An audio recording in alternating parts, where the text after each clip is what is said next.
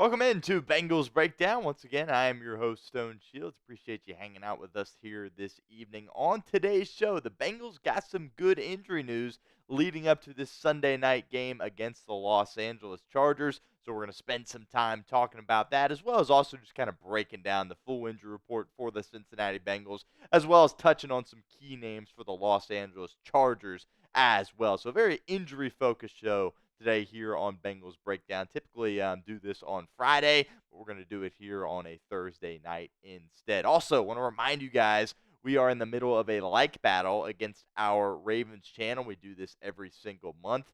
We've done it ever since I have been here at Chat Sports. We have won 2 out of the last 3 months. But as you can tell, the Ravens have a head start on us here in November, approaching that halfway point of the month, and we are over 1,000 likes behind. So help me out. Hit that thumbs up icon on today's video. Going for at least 320 likes here on today's edition of Bengals Breakdown. Hit that thumbs up icon. Something you should do for all of our videos here at Bengals Breakdown. It really helps us out and allows us to create more content for you guys. Also doing some solo producing here this evening, so if you see me look down or whatever the case may be, just trying to do multiple things here at once as we progress through today's show. So let's hop right into it here and start with T. Higgins, who of course is the most notable name on this list.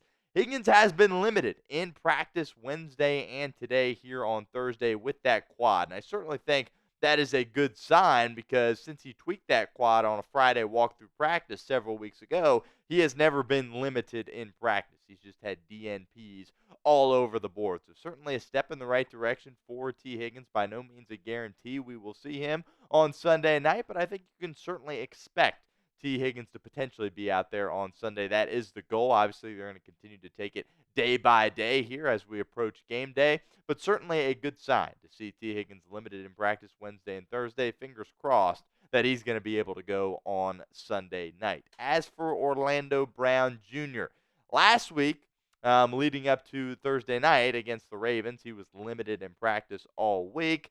Ultimately, was not active on game day. Did not practice on Wednesday, but was limited here this afternoon on Thursday, dealing with that knee/fibula injury for Orlando Brown Jr. Look, the Bengals certainly could absolutely use him kind of holding down that left side of the offensive line, right? An area that hasn't exactly been in the good spot since Orlando Brown Jr. has left. Cody Ford, he's done okay, but certainly is a massive step back to what you would get as far as performance-wise with Orlando Brown Jr. out there. He's a massive part to this offense, despite, of course, not being a weapon and just kind of being a protector. Jamar Chase spoke at length about how nice it would be to have Orlando Brown Jr. back for this game. And again, hopefully he will be able to go, fingers crossed, on that front. Certainly a positive sign that he was able to be a limited participant in practice on Thursday. Also want to mention this about Joe Burrow. Look, Joe Burrow's been on the injury report the entirety of the season with that right wrist injury. Of course, that's what caused him to miss the end of last year, the surgery that was required on that right wrist. Again, he has been on the injury report throughout the entirety of the season, but he does have an additional designation now with that left bicep injury. But he has been full in practice all week long, so certainly going to expect Joe Burrow to be out there playing.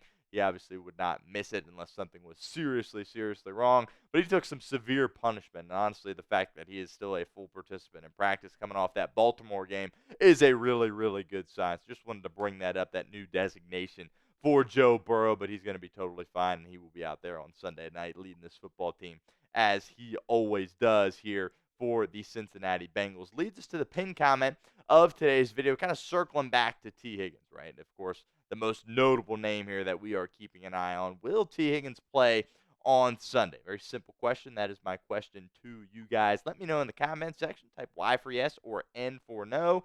If that ad comes here on YouTube, that's totally fine. Take advantage of it. Get down in the comment section and let us know what you think. All right, moving on here to another person that was on the injury report for the Cincinnati Bengals. Alex Cappa popped up on Thursday. He was not on the injury report on Wednesday and apparently dealing with some kind of illness. He did not practice on Thursday. So certainly something to monitor as we continue to get ready for game day on Sunday.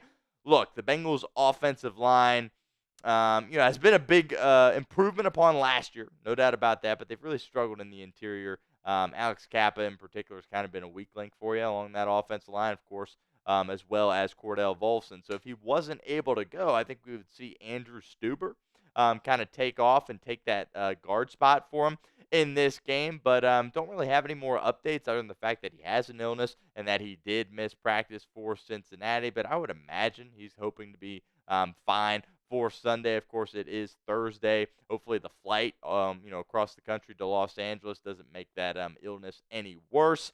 But certainly noteworthy that Alex Cappa kind of popped up randomly here on this injury report. He is a starter, of course, so even the fact that he has struggled at that right guard position, you want him to be out there because there's so much continuity with guys like Ted Karras, Cordell Volson, as well as Amarius Mims through a couple of games as well on that offensive line for Cincinnati. All right, let's talk a little bit of defense here. Trey Hendrickson was a limited participant in practice Wednesday, and then he did not practice on Thursday. But very important to note, the DNP on Thursday was just due to rest. Wednesday, it was the neck, so he's dealing with a bit of a neck issue. Remember, he suffered that in Carolina, so he popped up on the injury report with that neck issue here for this game as well. But look, pretty standard. Give your guy, star pass rusher Trey Hendrickson, a day off in preparation for this Los Angeles Chargers game, because boy, do the Bengals need him. They're in a position this year where they don't have Trey Hendrickson for a game, they are in deep, deep trouble because he is their only threat when it comes to getting pass rush on the opposing quarterback. Really need Trey Hendrickson. Again, he's going to be fine.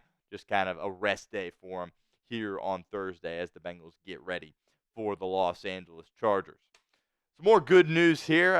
B.J. Hill did not practice on Wednesday, but he was able to go on Thursday, dealing with a knee injury. Look, Hill's been really banged up throughout the entirety of this season. Missed some games at the beginning of the year, right, with that hamstring injury. And then obviously now the knee has caused him to pop up on the injury report as well from time to time. But the Bengals really need him on the interior of their defensive line. I really like the youth, by the way, that they do have.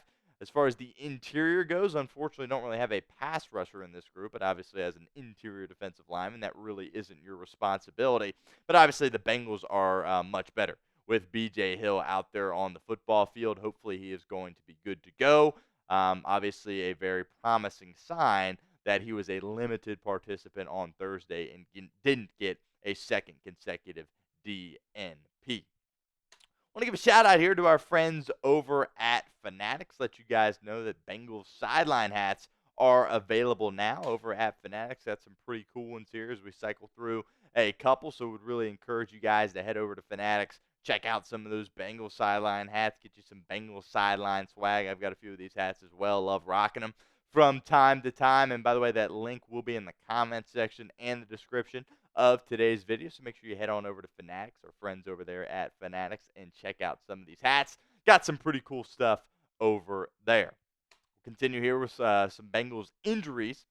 3 more Bengals we'll get to before we'll transition over to the Los Angeles Chargers side of things. Charlie Jones did not practice Wednesday or Thursday.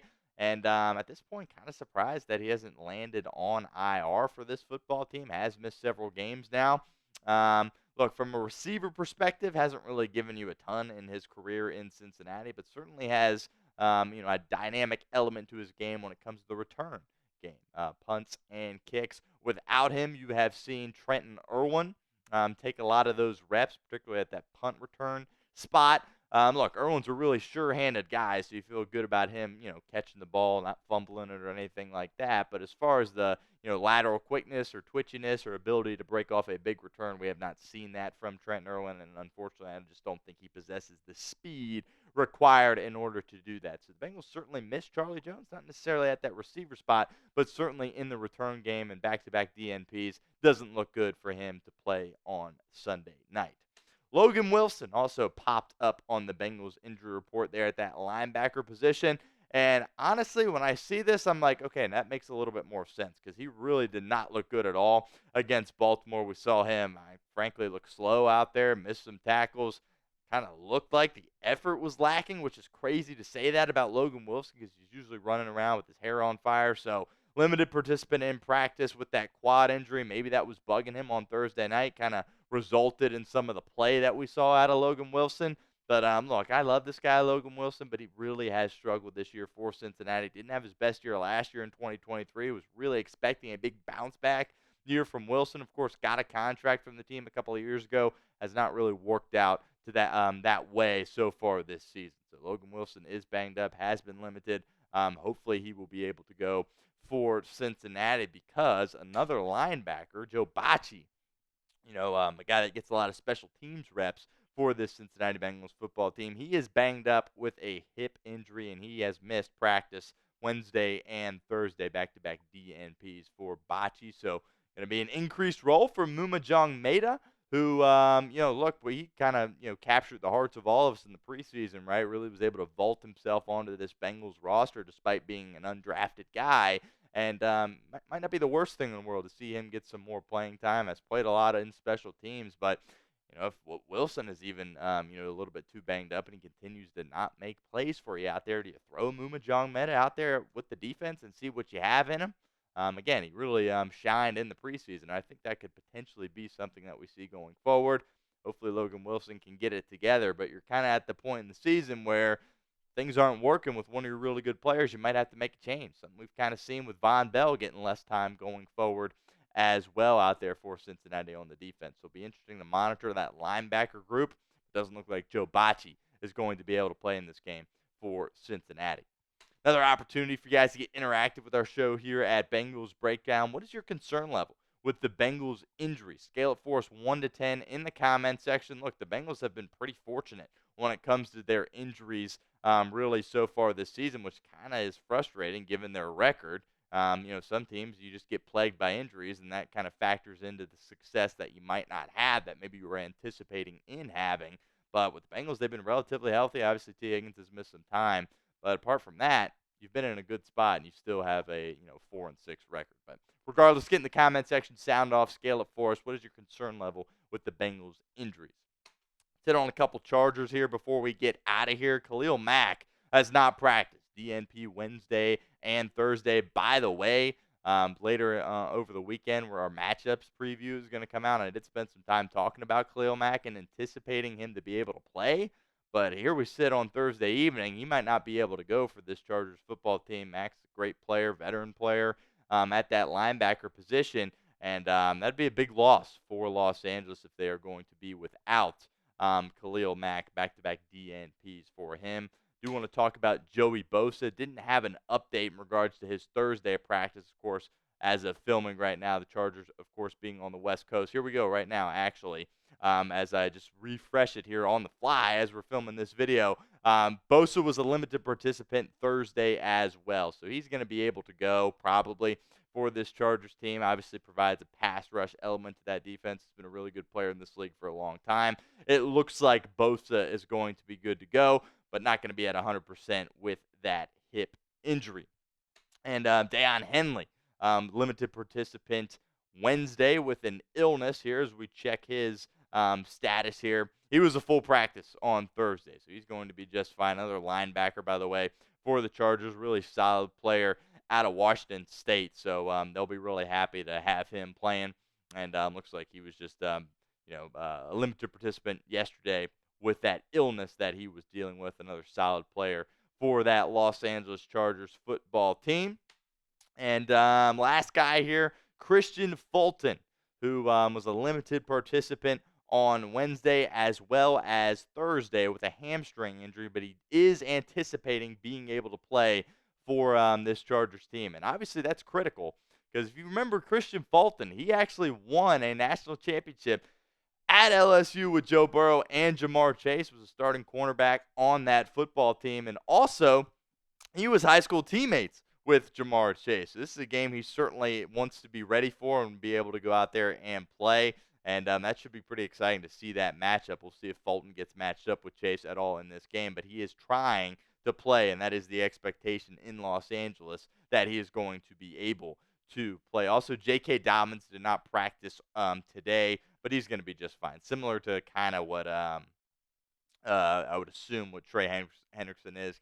He typically probably sits at this point in the week at that running back spot. Has taken a lot of injuries in his career and really has been a great player and has had a great bounce back season after all the injuries he has suffered for Jim Harbaugh, and that Chargers team. So we'll see Dobbins, and the Bengals are going to have an answer for him. And a big factor in this game is going to be their ability to stop J.K. Dobbins.